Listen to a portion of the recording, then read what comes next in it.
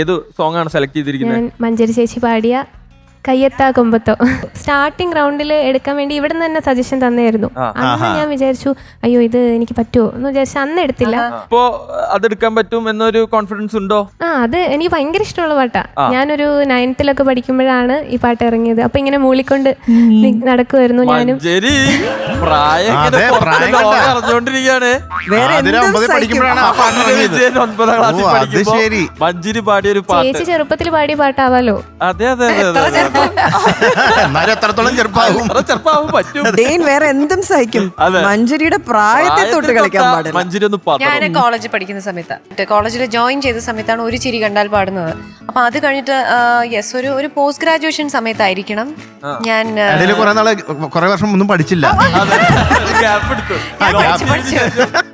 പ്രായം മനസ്സിലായില്ലേ? എനിക്ക് റാങ്ക് ഉണ്ടായിരുന്നു. നമ്മളത് ചോദിച്ചില്ലല്ലോ. ഞാനത് പറയാന്ന് വിചാരിച്ചു.